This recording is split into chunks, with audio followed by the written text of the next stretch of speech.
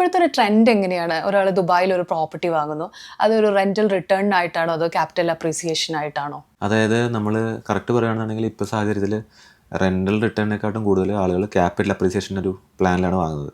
എല്ലാവരും വാങ്ങുന്നത് വിലക്കുറച്ച് എവിടെയെങ്കിലും ഇപ്പോൾ വാങ്ങിക്കുക, ഈ സാഹചര്യം ഓക്കെ ആകുമ്പോൾ നല്ല വിലയ്ക്ക് വിൽക്കാം.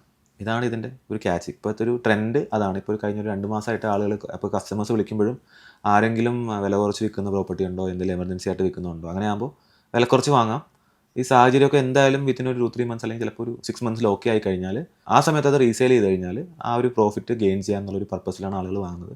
ഇപ്പോൾ റെൻ്റൽ റിട്ടേൺ എന്ന് പറഞ്ഞാൽ പോലും നമ്മൾ ഈ സാഹചര്യത്തിൽ നമുക്ക് ഒബ്വിയസ്ലി ഇപ്പം ടൂറിസ്റ്റ് കുറവാണ്. അപ്പോൾ അതുകൊണ്ട് തന്നെ റിട്ടേൺസിൻ്റെ കാര്യത്തിൽ കുറച്ചൊരു ഡിപ്പ് വന്നിട്ടുണ്ട്. അപ്പം അതുകൊണ്ട് തന്നെ കൂടുതൽ ആളുകളും വാങ്ങിച്ചിട്ട് ഇടുക എന്നുള്ളൊരു, അതായത് ഒരു അസറ്റ് പോലെ കീപ്പ് ചെയ്യുക, നല്ല വില കിട്ടുമ്പോൾ കൊടുക്കുക. ഇതാണ് ഈ ട്രെൻഡ്. ഇപ്പോൾ നമ്മുടെ നാട്ടിലോ തന്നെയാണ്. നമ്മുടെ നാട്ടിൽ ഒരു പ്രോപ്പർട്ടി വാങ്ങിച്ചു കഴിഞ്ഞാൽ റെൻറ്റ് കിട്ടുക എന്ന് പറയുന്നത് വളരെ കുറവാണ്. ഇപ്പോൾ ലെറ്റ്സ് ഒരു 10 കോടി രൂപയുടെ പ്രോപ്പർട്ടി വാങ്ങിച്ചിട്ടാൽ നമുക്ക് റെൻ്റ് എന്ന് പറയുന്നത് ചിലപ്പോൾ ഒരു 3%, 2% താഴെ ഉണ്ടാവുള്ളൂ ഇയർലി. അപ്പോൾ അതേ ട്രെൻഡ് തന്നെയാണ് ഇവിടെ. നമ്മുടെ നാട്ടിൽ വാങ്ങിച്ച് അസറ്റ് ബിൽഡ് ചെയ്യുന്ന പോലെ തന്നെ ഇവിടെ ആൾക്കാർ അസറ്റ് ഈ സാഹചര്യത്തിൽ വില കുറച്ച് കിട്ടുന്നതൊക്കെ അസറ്റ്സ് ആയിട്ട് ബിൽഡ് ചെയ്യുക, പോർട്ട്ഫോളിയോ ഡെവലപ്പ് ചെയ്യുക. ലെറ്റ്സ് 4, 5, 6 പ്രോപ്പർട്ടി വില കുറച്ച് കിട്ടിയത് വാങ്ങിക്കുക. എന്നിട്ട് അത് മാർക്കറ്റ് റിക്കവറായി വരുന്ന സമയത്തേക്ക് ഒരെണ്ണം 1-2 ആയിട്ട് ഡിസ്പോസ് ചെയ്തിട്ട് ആ പൈസ റീഇൻവെസ്റ്റ് ചെയ്യുക. അപ്പോൾ ഇതാണ് ഈ ട്രെൻഡ് ഇപ്പോൾ നടന്നുകൊണ്ടിരിക്കുന്നത്. റെൻ്റൽ മാർക്കറ്റ് ഇപ്പോൾ പൊതുവേ കുറച്ച് ഡൗൺ ആണ്.